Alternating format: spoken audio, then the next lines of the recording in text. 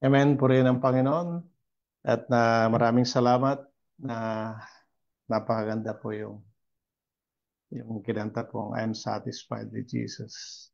At tayo ba lahat ay satisfied sa ating Panginoon?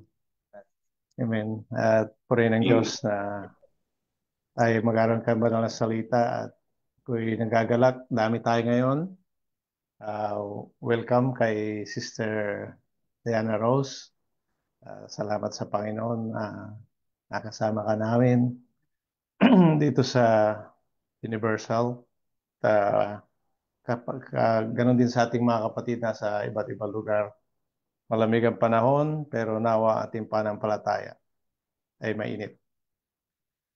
At sa oras na ito ay ako'y humihiling sa inyo na panalangin niyo po mga kapatid. Sa aking pagtayo sa pulpito na makagawang Espiritu Santo na may kalayaan at tayo mabusog at mapakain ang ating mga kaluluwa. At ating pumbuksan ang ating Biblia dito po sa aklat ng John. Dito po sa John chapter 4. Dito po sa verse 13 and 14. John 4 verse 13 and 14. Sumagot si Jesus at sinabi sa kanya, ang bawat uminom ng tubig na ito'y muling mauuhaw. Datapwat ang sino mang umiinom ng tubig na sa kanya aking ibibigay ay hindi mauuhaw magpakailanman. Ngunit ang tubig na sa kanya ay aking ibibigay ay magiging isang balon ng tubig na bubukal sa kabuhayan walang hanggan. Palayan ng Diyos kanyang banal na salita, tayo po sandali manalangin. Ngayon natin kay Brother Romel ang panalangin.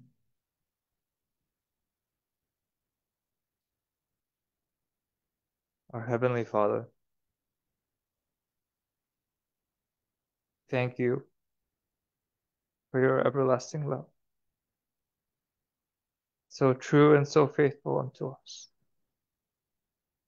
We thank you for your presence, this privilege to serve you in spirit and in truth, to hear your message, and to be blessed by thee. Our dear Father, we humbly ask, they may bless your Son, bless your servant, dear Lord, thy mind and thy wisdom, to direct him and to lead him with thy Holy Spirit, to speak your truth, to bless the souls, that, dear Lord, we may know your will, we may do your will, to accomplish the commandment of our Lord Jesus, that if we love you, we will keep your commandment. And dear Lord, may you minister to everyone listening today, to open our hearts, our minds, and our souls, to understand your words, that, dear Lord, we may grow in grace, grow in love, that, dear Lord, you may be satisfied with our life and our service unto thee.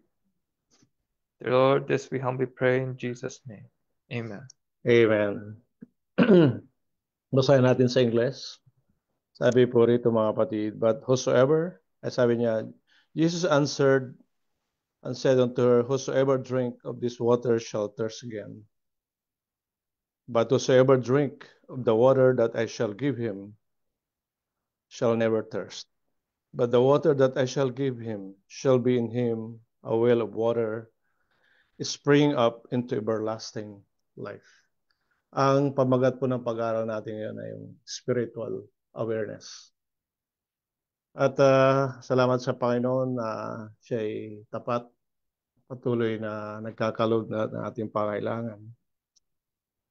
Higit sa ating buhay spiritual, ngunit ang di natin panghigit nalalaman mga kapatid na binibigay ng Panginoon ang mga bagay higit doon sa ating hinihingi. Higit sa ating hinihiling.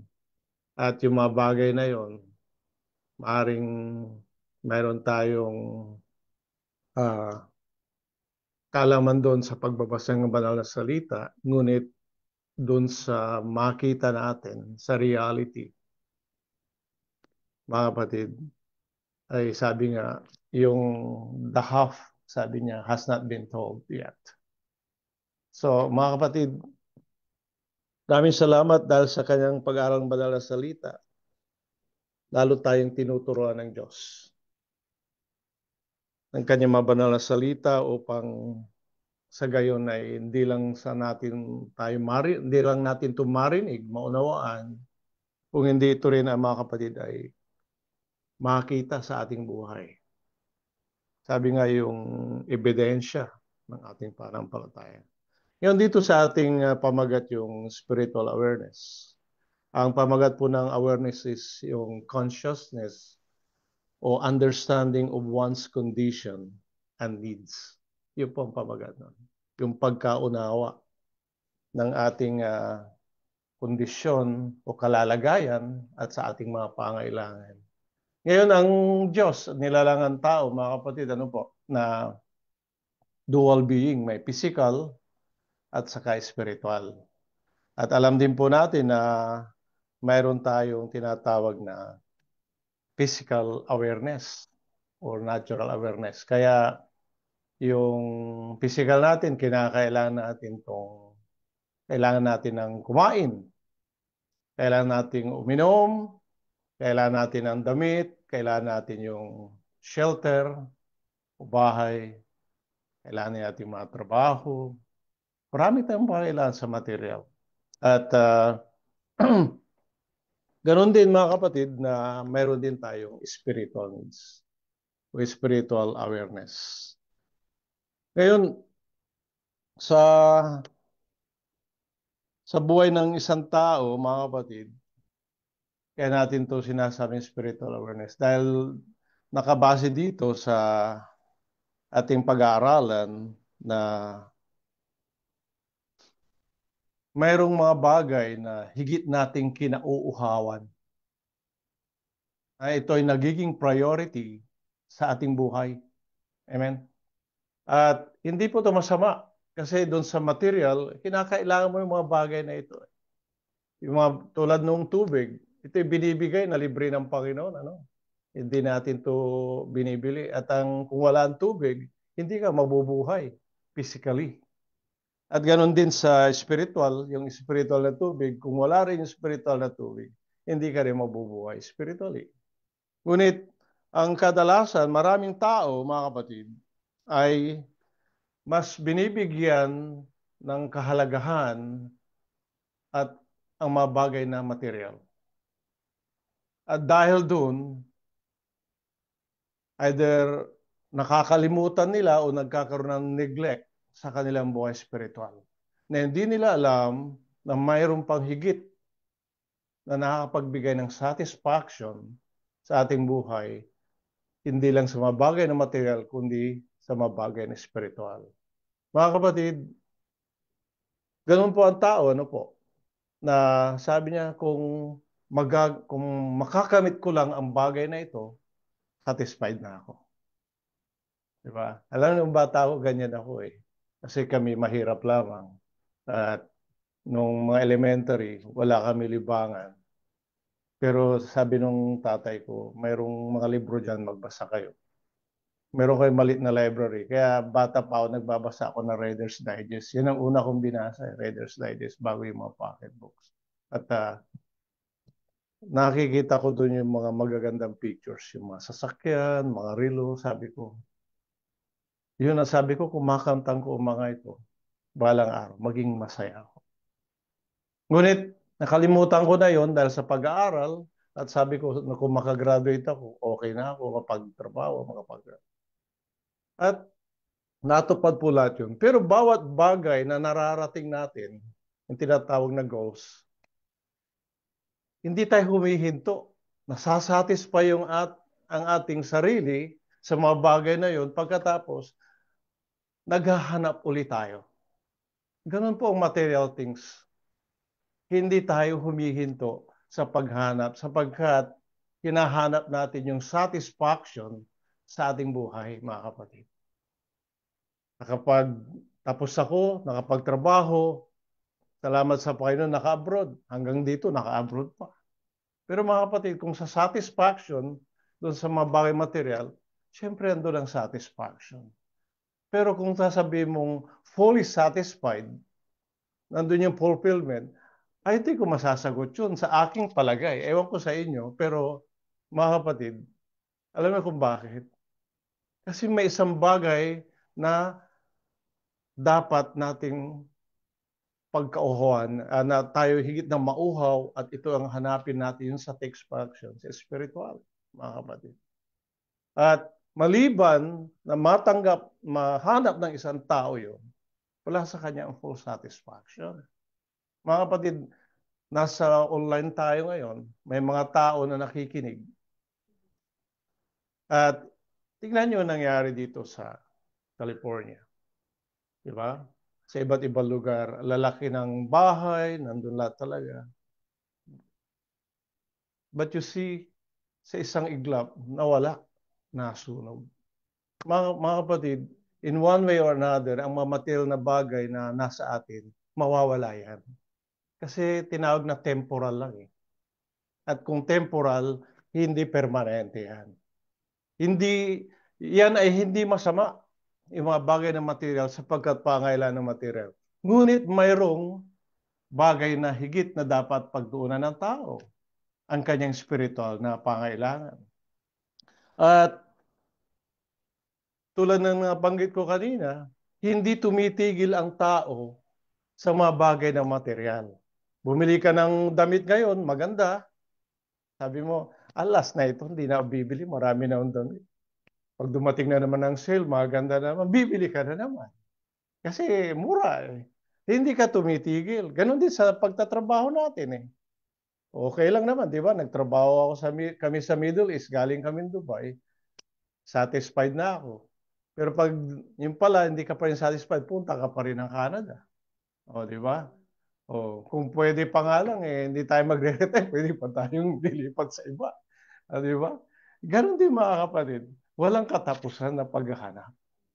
Ganon din, hindi lang sa parte ng mga bagay material, gawin sa emosyon.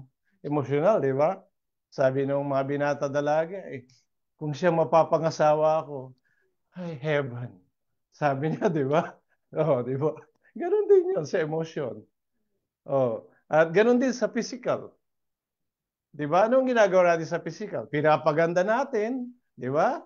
Para maganda mukha, inaayos, ganda ng buhok, ang gandang pangatawan, nag-exercise, ang gandang pananamit, di ba? Na ano natin lahat yan pinapaganda. Wala namang masama doon. Gusto nga ng Panginoon, maganda tayo eh, physically and spiritually. Di ba? Oh, amen ba tayo dyan, mga kapatid? Oh. Ngayon, sa parte ng mga emosyon, gusto natin yung meron tayong kapayapaan. Meron tayong kagalakan. Gusto natin merong pag-ibig, may nagmamahal sa atin, di ba? Ayaw natin kung merong nagagalit sa atin. Di ba? Yun ang gusto natin. At higit sa lahat, yung feeling na kahit saan ka pumunta, accepted ka. Di ba mga kapatid?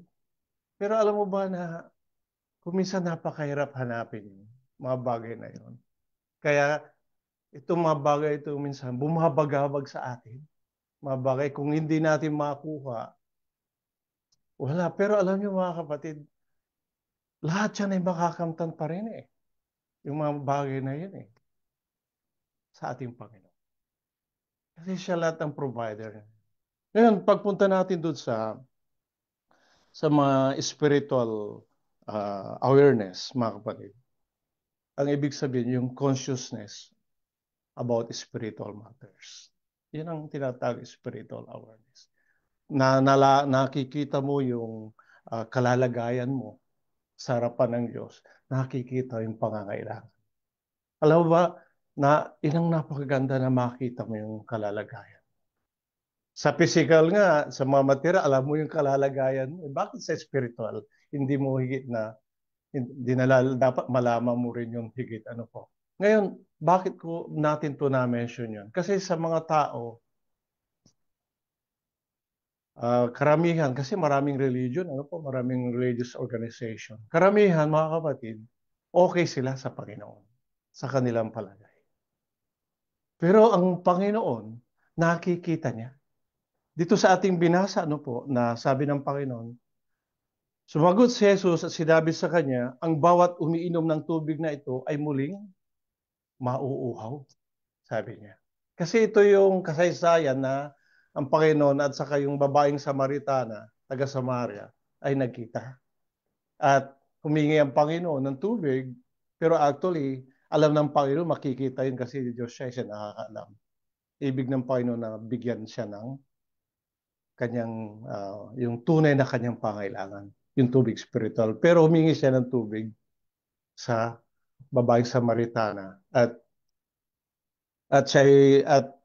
sabi ng, kung babasahin natin yung chapter na ito, sabi nung babaeng Samaritana na paano ka, kasi Hudyo ang ating pang Jew at saka Samaritan, wala silang ugnayan. Kaya nagtaka yung babae na bakit siya nakikipag-usap sa kanya. At higit sa lahat, humingi ng tubig ang Panginoon. Alam mo, ang Panginoon, He's not a respecter of persons. Ino-offer niya lahat yung blessing sa tao. Especially yung spiritual blessings. Kaya alam niya ang kalalagayan natin lahat. Alam niya yung ating kinauuhawan. Alam niya yung ating pinupurso sa buhay natin. At alam niya yung mahalaga sa puso natin at buhay natin. Maging sa ngayon, ating mga iniisip kung ano yung ating puso, alam ng Panginoon. Whatever our heart desires, lahat sa kalooban natin, alam ng Diyos. Ngunit anong sabi ng Panginoon dito, kung sa malalim na kahulugan, sabi niya, ang bawat umiinom ng tubig na ito ay muling mauuhaw. Pinapatukoy niya yung literal na tubig dito. Ngunit sa malalim na kahulugan, mga kapatid, ibig sabihin lahat din ng mabagay na mga material na hinahanap natin baga nakakamta natin, hindi ito mga pagbigay ng full satisfaction sa ating buhay. Sapagkat yung mga bagay na mga material, hindi magbibigay satisfaction sa mga bagay na spiritual. Yung mga bagay na spiritual lamang, mga kapatid, ang mga pagbigay ng satisfaction sa spiritual natin sa kaluluwa. Amen, mga kapatid? Ngayon, sa ating mga kaisipan, tayo rin ay nauuhaw. Ano yung kinakauhawan nating kaisipan? Yung knowledge, di ba? Kaalaman at sa karunungan, yung wisdom. Ngunit, gaano ba tayo karunong? Gaano ba tayo katalino? Maaring sa material, matalino tayo. Totoo nga, nakita ko yung mga kapatid natin sa Panginoon. Talagang matataas ang pinag-aralan. At hindi lang mataas ang pinag-aralan, may mga cum laude dyan. Matataas talaga sila with honors. But mga kapatid, pag narating mo yung mga bagay na yun, satisfied ka na materially sa kaalaman na yun. But spiritually, hindi kailan masasatisfy yun kung wala kang true knowledge and wisdom galing sa Panginoon. Mga kapatid, nakita niyo yun. Kaya, ang napakaganda rito mga kapatid, nakikita ng Panginoon yung ating pangailangan. At siya mismo ang lumapit dahil ang tao malayo. Ang hinahanap palagi ng tao, lalo na pag ikaw ay nasa kasalanan, kundi yung sarili mo. Pangailangan. It's all about self-awareness. Sarili lang. So it's more on yourself. Pero inilapit ng Panginoon yung God's awareness or spiritual awareness na dapat higit natin ito, mga kapatid, na pagsumikapan pa. Ngayon, kasi mga kapatid, ang minsan napakahirap sapagkat naging kampante na lang tayo. Na nananatili tayo doon. Inaligtas, andun na lang. At kay nagiging umaten ka, prayer meeting, ma-attend ka sa fellowship. But, mga kapatid, satisfied na ba tayo doon? Mo, kung alam ng Panginoon yung mga bagay na ating hinahanap, siya rin ang makakapagbigay. Meron tayong goals in life, meron tayong temporary goals, important, yung urgent goals. Yun ang atin. Pero sa Kristiyano, mga kapatid, meron din kaya tayong priority goals yan. Kasama kaya. Ngayon, nakikita natin na kung ang material things ay sinabi nga na ito'y pansamantala, ang spiritual things ay magpahawalang hanggan. Ano ang magiging dahilan na ito'y ating hindi pagtuunan ng higit na pansin? Alam niyo ba, mga kapatid, na sabi ng Panginoon dito sa verse 14, datapot ang sino mang umiinom ng tubig na sa kanya aking bibigay ay hindi mauuhaw magpakailan. Libre yung tubig na literal, libre yung spiritual na tubig na ibibigay ng Panginoon. Sa verse 14, ang ginamit dito ng Panginoon, sabi niya, ang sino man umiinom, whosoever drink of the water, pangkalahatan. So ino-offer niya sa lahat, mga kapatid. Matanda, bata, lalaki, babae, mayaman o pobre, sa lahat ng tao. Di ba yung tubig na iniinom natin, para sa lahat din? Bata, matanda, mayaman, pobre, umiinom ng tubig yan.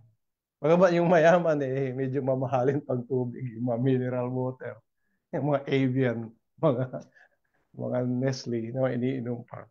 Pero pare-parehas na tubig yan, galing sa Panginoon yan, mga kapatid. Ngayon, sabi ng Panginoon, ang sino mo uminig ng tubig sa kanya ay aking bibigay, hindi mauuhaw magpakailanman. Ngayon, ano yung tinutukoy niya rito, mga kapatid? Walang iba yung kanyang banal na salita. Ang kanyang biyaya. At ang higit na tinutukoy niyang Espiritu Santo, yung Holy Spirit, na ito, mga kapatid, mga bagay na ito, sabi niya, ay kung nasa iyo, hindi ka mauuhaw magpakailanman. Ngayon, yung salita ng Diyos, pag na pinag-aaralan natin, di ba napakaganda yung pag-aaral natin? Nabubusog tayo. Kakaroon tayong kaalaman. Ngunit sabi nga, dapat ito ay may pamuhay. Ganon din ang biyaya ng Diyos. Yung biyaya ng Diyos, ibinibigay niya, ngunit ito'y tinatanggap. Ngayon, babasahin natin itong sinabi rito sa Isaiah. Chapter 12, verse 2 hanggang 4. Sabi rito, narito, Diyos ay aking kaligtasan. Ako'y titiwala at hindi matatakot sapagkat ang Panginoon si Jehovah ay aking kalakasan at awit at siya naging aking kaligtasan. Mga kapatid, tapos sabi rito sa verse 3, kaya kayo'y iigib ng tubig na may kagalakan sa mga balon ng kaligtasan. Ang ganda niyan sa English Therefore, with joy, you shall draw water out of the wells of salvation. Tapos sabi dito sa verse 4, at sa araw na iyo'y inyong sasabihin, magpapasalamat kayo sa Panginoon, kaya magsitawag sa kanyang pangalan, ipahayag ninyo ang kanyang magawa sa mga bayan, sabihin ninyo ang kanyang pangalan ay marangal. Mga kapatid, anong nakita natin dito? Ito yung isang testimony ng isang Kristiyano na naligtas. Sabi po rito, yung kaligtasan. Ang Diyos, narito, sabi niya, Diyos ay aking kaligtasan. Pinapakilala niya ang Panginoon. Sabi, narito. Behold, sabi niya, God is my salvation. Tingnan niyo, ang Diyos ay aking kaligtasan. Ako'y titiwala at hindi ako matatakot. So makita mo na lang dito na isang Kristiyano, dapat ito ang ating kinauhawan na huwag tayong, kung nakamtan na natin, nasa Panginoon tayo, mayroon tayong tunay na relasyon sa Panginoon, hindi dapat tayo matakot. Higit tayong magtiwala. Sapagkat ang Panginoon ay ating kalakasan. Kaya, mga kapatid, ang mabigat dito, marami ang tao na ini-ignore nila o pinapabayaan nila yung kaligtasan ng kanilang kaluluwa. Alam niyo ba na maliban sa Panginoon, walang ibang kaligtasan, sabi nga. Yung katawan mo nga ayaw mong masaktan ka Ayaw mong maaksidente, ayaw mong magkasakit. Ayaw mo na may magsamang mangyari sa iyo. Ibig mo ligtas ka palagi. Ngunit yung isang nag-iisa mong kaluluwa na ito'y pupunta sa magpawalang hanggan kung ikay namatay, nababaliwala. Dahil sa mabagay na ipinagpalit mo sa iyong espiritual na pangailangan. Mga kapatid, totoo yan. Sabi nga ang Diyos ay hindi na pabibiro. Maraming lumabas na article na bago nangyari yung mga sunog, yung nangyayari. Sodom and Gomorrah, anong nakita natin doon? They're mocking God.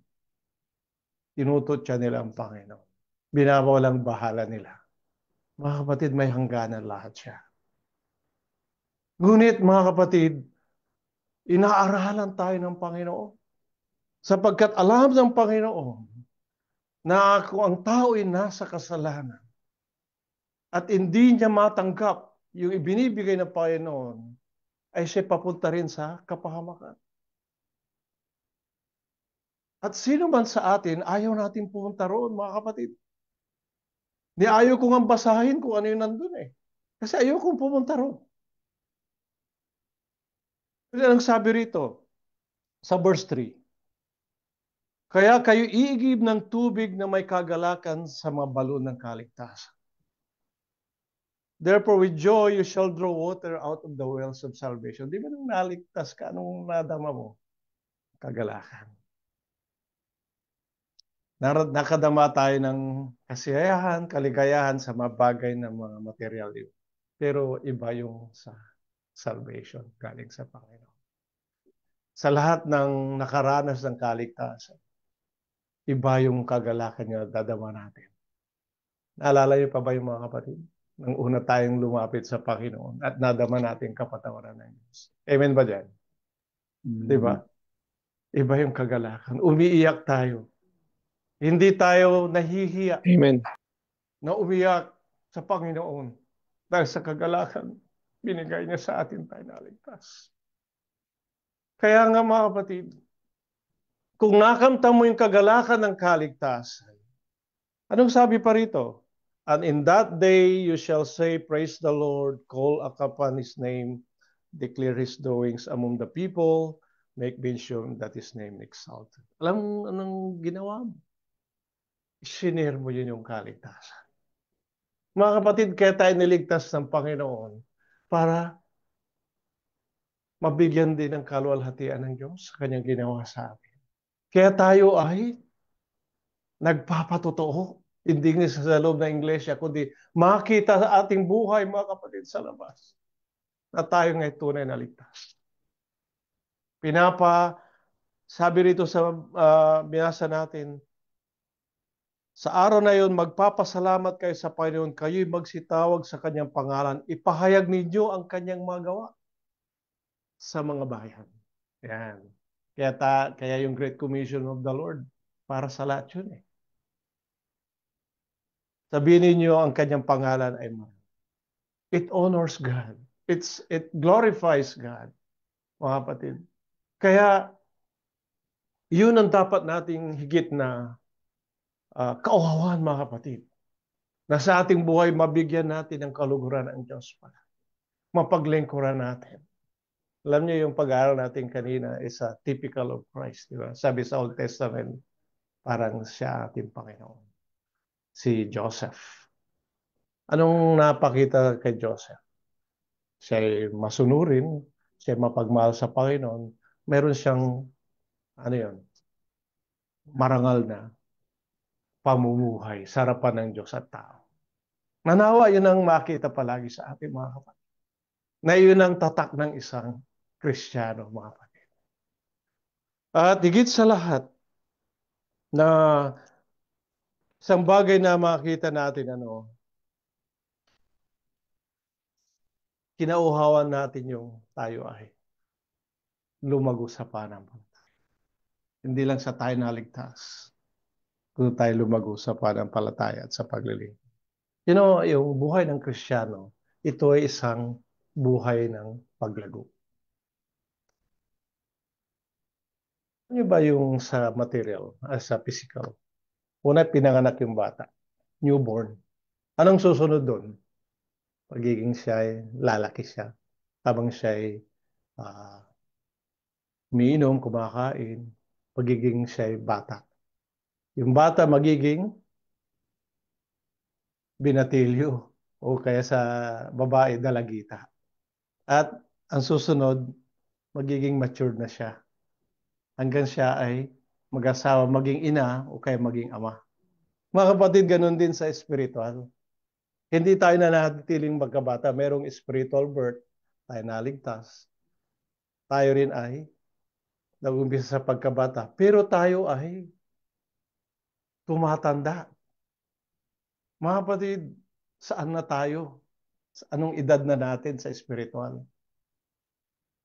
Bata, bagong silang, bata, binatilyo, o dalagita, o ikaw ay ama na ng pananampalataya na ng pananampalataya. So, ang pagiging Kristiyano, we are not in the state of, excuse me, continual infancy. Hindi ka mananatili sa bata, mga kapatid. Kaya nga sabi nga ni Pablo, yung gatas ay para sa mga bata. Yung matitigas ay para dun sa mga matatanda na. That's why we have to grow in grace and knowledge, sabi niya. Basahin natin yung sa 2 Peter 3:18. Excuse me. But grow in grace and in the knowledge of our Lord and Savior, Jesus Christ. To Him be glory, both now and forever. Amen. Datapwat magsilago kayo sa biyaya at sa pagkakilala ng ating Panginoon at tagapagligtas na si Kristo, sumakanya nawa ang kalulatian ngayon at magpakailanman. Saan tayo mag-grow-grow o tayo magsilago sa biyaya? Tayo ay niligtas dahil sa biyaya, naligtas, tayo rin doon ang magsisilago. Yan. Sa pamagitan ng biyaya, tayo naligtas doon sa pamagitan din tayo biyaya, tayo ay magsilaki. Ngayon, kung ang isang Kristiyano ay hindi lumalago sa kanyang pananampalataya, siya ay mayroong problema o may sakit. Ganon din ang bata sa physical. Kung hindi siya lumalaki sa normal na paglaki, may problema rin siya. Malnourished, ano pa? May sakit. At kung may sakit, magpapatuloy yan, ano mangyayari? Maaring mamatay. Spiritual, ganon din mga kapatid.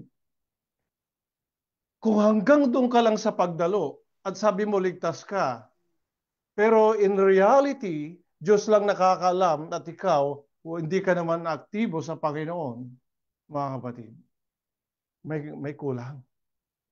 Maaaring formality na lang. Ngunit salamat sa Panginoon, na sa kanyang banal na salita, inaabot tayo ng Panginoon. Dahil mahal tayo ng Diyos eh. Alam ba na lahat ng naligtas, binibigyan uli ng pagkakataon ng Panginoon niya makapanumbalik. Maging yung mga na-backslide, si Peter na-backslide siya. binigyan siya ng chance ng Panginoon. Dahil nanumbalik siya ayon sa kalooban ng Diyos. Bumalik siya sa Panginoon eh. Si Judas, anong nangyari? Bakit di siya nakabalik? Sinunod niya ang kanyang sarili. Di ba? Sinunod niya. Nag-suicide siya. Ganon din sa atin. Hindi tayo makakabalik sa Panginoon kung tayo na-backslide, kung susundin pa rin natin yung ating sarili. Mga kapatid. Ngayon, ano ang napakagandang dyan? Sabi niya, grow in grace and in the knowledge of our Lord. Ibig sabihin, magkaroon tayo ng personal na relasyon sa Panginoon. Gaano ba natin kilala si Kristo sa ating buhay? Mayroon kang personal relationship, mga kapatid.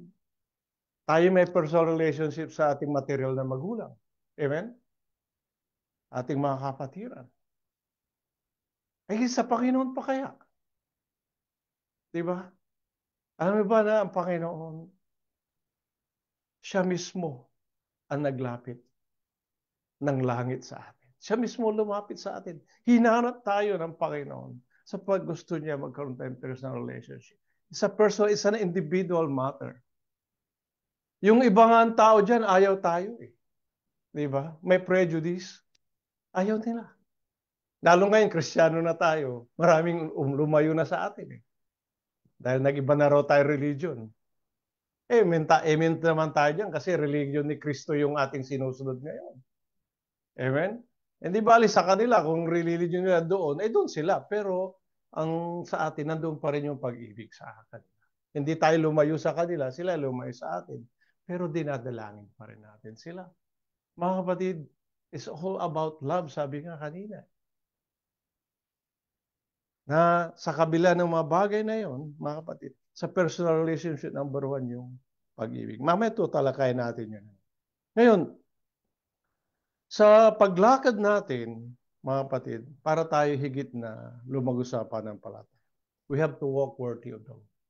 Kailangan tayo na makalakad na karapat-dapat sa Panginoon. Na mabigyan natin kaluguran ng Diyos. Ngayon, paano mabigyan ng kaluguran ng Diyos? Mga kapatid, sa paggawa ng mabuti sa Panginoon. Ikaw ay may bunga. Magkakaroon ka ng bunga sa iyong pananampalataya.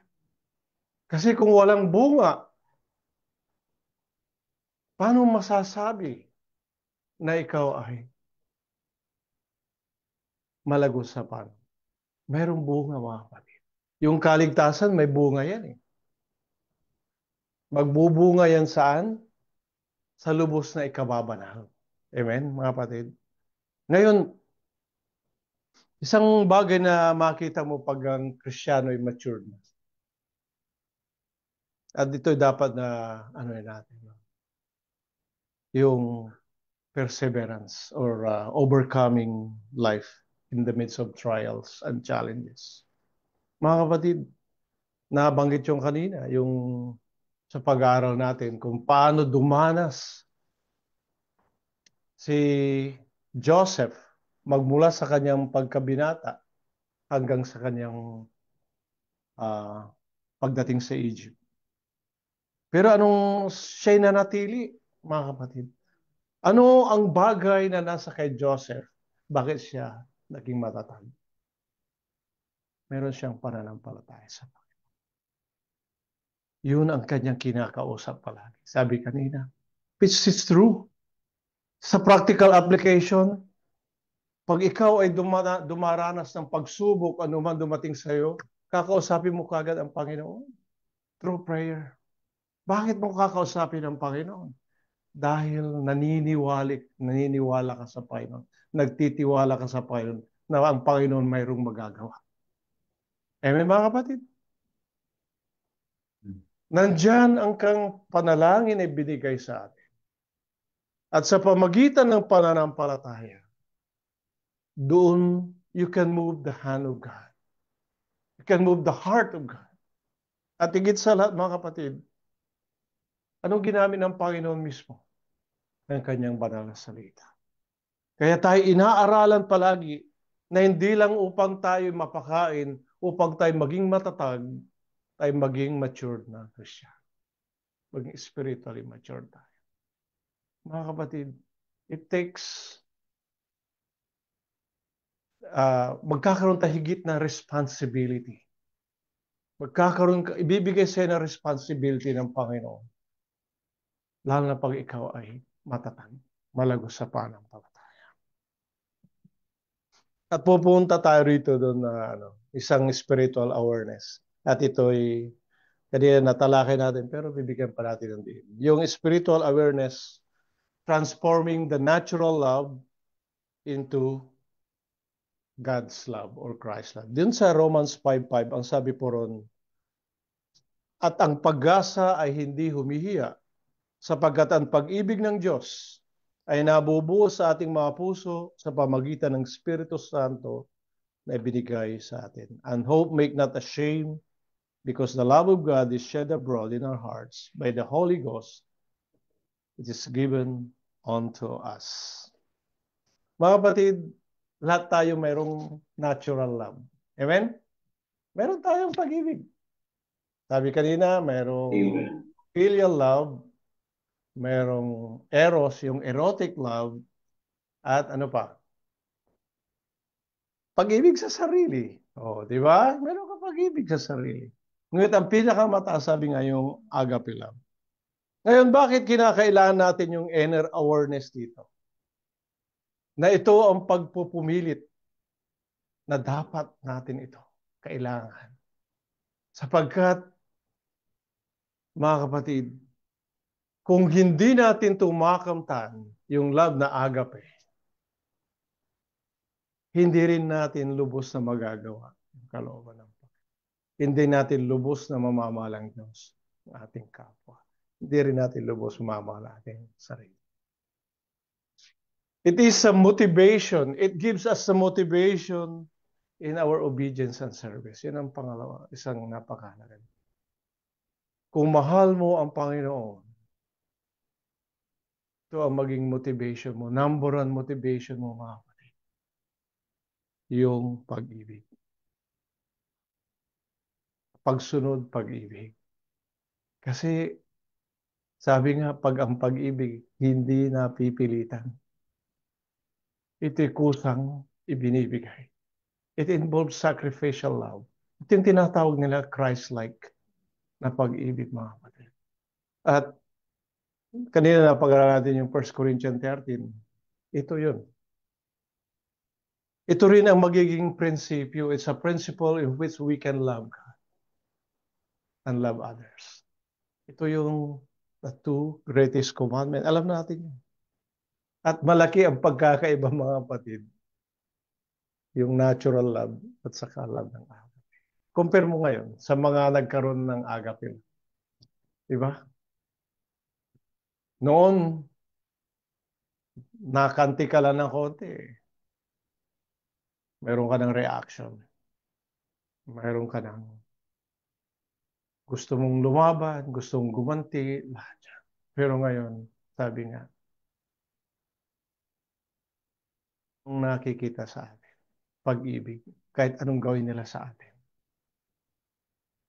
Ngayon, sa loob ng iglesia, makikita mo yung agape lang. Sapagkat dito pinasakdal ng Panginoon. Dito pinapasakdal ng Panginoon ang pag-ibig ng Kristiyano. Ibig ba natin magkaroon niya, mga kapatid? Amen, di ba? Kasi ito ang dapat nating pagkauhaw. Alam mo, yung sabi to sa Romans 5:5, ang pag-ibig ng Diyos ay nabubuhos. Hindi ito patak-patak, mga kapatid, ibinubuhos sa ating mga puso. At ang medium din sa pamagitan ng Espiritu Santo. Bakit buhos? Alam mo yung sinabi doon sa 1 Peter 4:7-8. Basahin natin yun. Napakaganda yun eh. Ngunit ang wakas na lahat ng mabagay ay malapit na kayo ngay mangagpakahinahon, mangagpuyat sa pananalangin, na una sa lahat ay maging maningas kayo sa inyong pag-iibigan. Sapagkat ang pag-ibig ay nagtatakip ng karamihang kasalanan.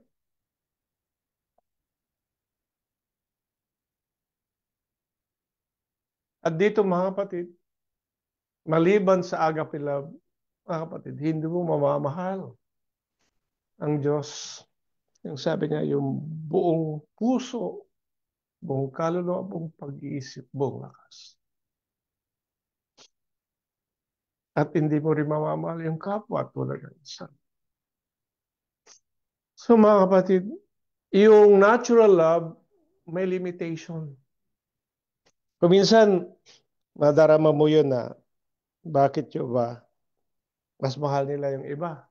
Yung iba hindi nila masyadong mahal. Mahal din, pero mas mahal ko ito. Di ba? Pero pag agape lang, lahat yan mahal. Di ba? Ang Panginoon lalong higit na minamahal din yung mga nasa kasalanan. Nilapitan sila. Pero hindi ko naman sinasabi din niya minamahal yung mga.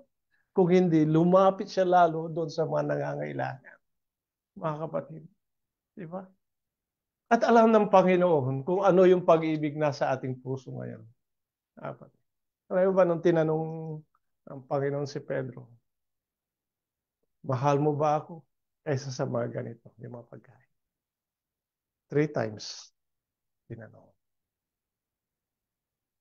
Kasi alam ng Panginoon na bawat puso natin kung anong klaseng pag-ibig mayroon. Ngunit ibig ng Panginoon na ibuhos yung pag-ibig ng galing sa Kanya at alisin yung pag-ibig na nandyan, yung katutubo, yung natural. At upang, sabi nga rito sa ating binasa, sa verse 7, ang wakas na lahat ng mabagay ay malapit na. Ibig sabihin, parating na ang Panginoon. Parating na yung judgment day. Mga kapatid, kung hindi mo mamahalin mga ito'y makakasama mo sa langit eh. Bakit hindi mo kayang mahalin lahat? Sige nga. O, di ba? Ibig mo nga, lahat ng pamilya mo, kamag-anak mo, makasama sa langit eh. Bakit sa kapatid mo sa Panginoon, hindi mo lahat maibig? Di ba?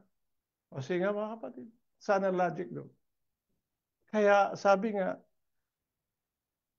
maging maningas kayo sa inyong pag-iibigan. Pagkat ang pag-ibig ay nagtatakip ng karamihang kasalanan. Ibig sabihin, ano man ang fault ng kapatid, ano man ang kanyang kahinaan, ano man nagawa sa'yo, pag meron kong agape love, alam mo siyang mahalin, pagpare mo siya, higit niya kailangan yung pag-ibig eh, mga kapatid. Kaya nga, sabi nga, we are our brothers keepers, we are sisters keepers. Inaabot natin ang bawat isa. Dinadalangin natin bawat isa. Ngayon, mayroong antas ng pag-ibig. Sabi nga.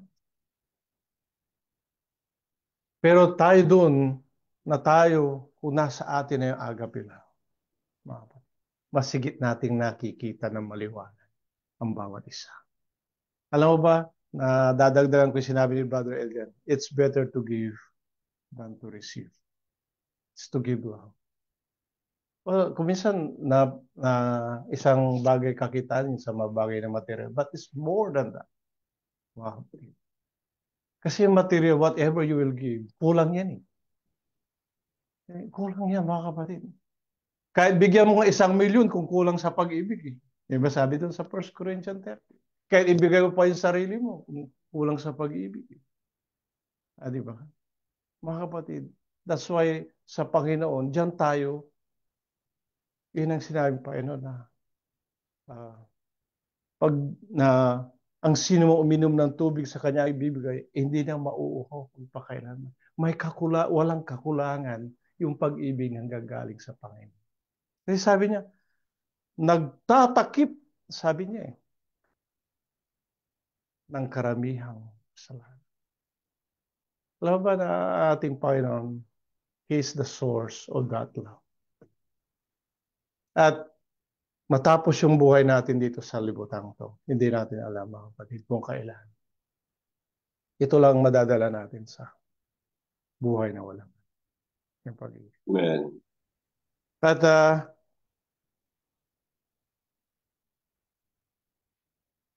dito sa Ephesians chapter 5, verse 18, sabi niya tayo makapuspos ng Espiritu Santo. At bakit mga puspos sa espiritu?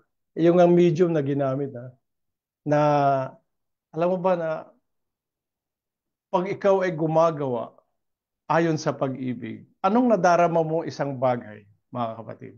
Karanasan ito. Pag gumagawa ka ayon sa pag-ibig, kagalakan pala. Kagalakan yan. Alam mo ba yung isang kahulugan ng blessed, happy? Ah, Pag ikaw ay mapagbigay, lalo ka maging masaya. Alam mo ba na when you sacrifice something, lalo na yung mga bagay na mahalaga, yung taong pinagbigyan mo, hindi kailan niya makakalimutan niya. Na sa kanya, ito ay blessing. Pero sa'yo is more blessing. Dahil sa'yo, hindi mo tinitignan yung bahagang bagay na ibinigay mo, kundi ang tinitignan mo yung sa Panginoon. Na ito ginawa mo in the name of the Lord. Isang bagay na magbigay, pero isang bagay din mga kapatid tayo nag-iipon ng kayamanan sa langit. Mga kapatid, tandaan niya. It's all about love. Kaya, kanina, are you satisfied in Christ? Sabihin natin, Amen. Ba't masasabi mo lang yun, mga kapatid, that you are really satisfied in Christ kung naibuhos na yung Kasi ang Panginoon, binibigay niya ito libre. Walang bayad. Sabi doon sa ating binasa na ang tubig na sa kanya ay aking ibibigay ay magiging isang balon ng tubig. Alam mo yung balon? Wells. Pinagkukuhanan ng tubig. Alam mo sa lugar ng Middle East, yan ang pinakamahalaga. Sa gitna ng desyerto, may tinatawag niya na oasis. Tubig yun. Na doon umiinom yung mga manlalakbay. Mga kapatid, yung balon, hindi na uubusan yan. Pag natuyo yun, wala nang tubig pagkukuhanan. Pero yung galing sa Panginoon, sabi rito, magiging isang balon na tubig na bubukal sa kabuhayan, walang hanggan. Amen? Sabi niya, the water that I shall give him shall be in him a well of water springing up into everlasting. Mga kapatid, di mo natin makakita na yung ibinibigay pala sa atin ng Panginoon, ito ay hindi lang dito, kundi aabot hanggang sa buhay na walang hanggan. Ito yung satisfaction, spiritual life in Christ. Fully realized and completed. Saan? In heaven. Mga kapatid, doon pupunta lahat yan. Kaya ang heaven, sabi nga, is a kingdom of love. Yung kaharian ng Diyos sa lupa, which is the church, is a kingdom of love. Kaya nga maging sa salita ng Diyos, pag ito ipinapahayag, ano yan? With love. Di ba? Kaya tumatawag kayo sa Espiritu Santo na sa ating pagmimensahe, pagbibigay ng mensahe, pagbibigay ng exhortation, madama nila yung pag-ibig ng Diyos. Na hindi nila madama na sila itinatabon. Kahit na sinong tao. Sapagkat welcome ang lahat, Panginoon. Sa Panginoon, ang tao, ang kaluluwa. Ayaw nga ng tao, ayaw ng Diyos sa tao yung kasalanan. Pero minamahal ng Diyos ang tao. Kaya nagbigay siya ng kaparaanan para mawala yung kasalanan. At hindi lang kasalanan, pati yung mga ugat na malinisan. Mga kapatid, andyan ang kapangyarihan ng Panginoon sa kanyang banal na dugo. Na ang kanyang biyaya ay, sabi nga, umaapaw. Umaapaw, mga kapatid. Yung lahat ng kaalaman ay matatapos. pananampalataya ay matatapos. Lahat nating gawa matatapos. Pero ang pag-ibig ay kailanman ay hindi matatapos. Di ba yung kanta? Kinakanta natin. Totoo lahat yun. That's all biblical. It's about us, mga kapatid, na tayo'y nilalang ng Diyos sa pag-ibig. Na kinakailangan tayo ay lumago sa pag-ibig, sa pananampalataya, sa buting gawa. Kapatid na minamahal, siguro ilang beses natin napakinggan ang mga versikulong ito, mga pag-aaral na ito. Ngunit salamat sa Panginoon kung paano nakikita niya na sa atin na kung paano tayo nauuhaw. Kinakauhawan natin palagi kanyang banal na salita. Sabi niya, magpapadala ako ng isang pagkauhaw. Pagkauhaw sa banal na salita, hindi sa mabang bagay pagkain. Kaya tayo mga kapatid, gusto natin palagi ng umiinom ng espiritual na tubig. Sapagkat ito ay nagbibigay sa atin tunay na kagalakan, satisfaction. Ang tanong, sabi nga, is the Master satisfied with us, with our life, with our love? Mga kapatid, isang katanungan na tanungin natin yung ating sarili. Satisfied ba ang Panginoon? Kasi yun ang sasabihin niya, mga kapatid, sa pagdating natin sa Judgment Day. Ano sasabihin niya? I am satisfied. Na, di ba? Sapagkat, ba't sinabi pa yung satisfied? Dala natin yung pag-ibig niya.